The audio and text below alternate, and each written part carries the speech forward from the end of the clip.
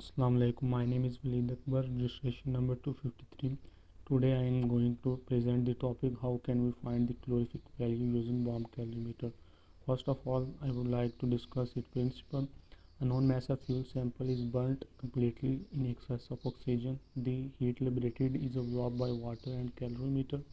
The heat lost by burning of fuel is the heat gained by water and calorimeter.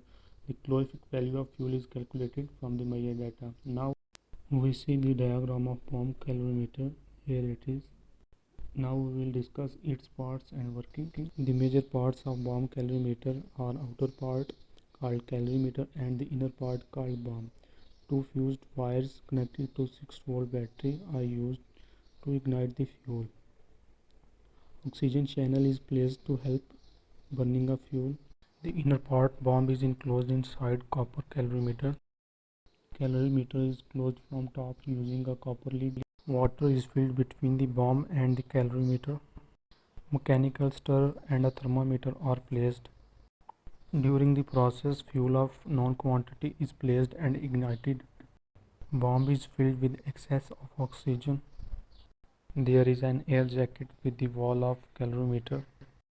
These are the parts of bomb calorimeter. During the process, the heat generated is dissipated to water present in the calorimeter. As a result, the temperature of water rises. Mechanical stirrer is used to keep the temperature of water uniform. We note temperature values on thermometer from time to time of same interval. Then we calculate the temperature difference between two intervals.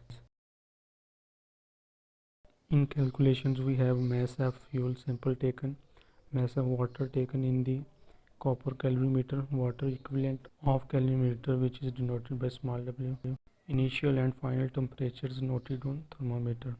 Heat liberated by burning of fuel must be equal to the heat absorbed by water and the calorimeter. Here is the formula to measure the gross calorific value of this process. GCV is equal to capital W plus small w multiplied by temperature difference divided by mass of sample taken. Now we will calculate the net calorific value. To find NCV, we need to find latent heat of water. Latent heat of water is calculated by the water formed by the combustion of the sample taken. Here is the graph how the temperature of the water in the calorimeter rises with time. As you can see, later on in the graph the temperature of the water becomes constant. Now at the end we will see the precautions for this experiment. Submerge the bomb in the calorimeter bucket. Avoid tilting the bomb. Make sure there are no persistent gas bubbles escaping from the bomb seal. If you see the gas escaping, do not continue the process.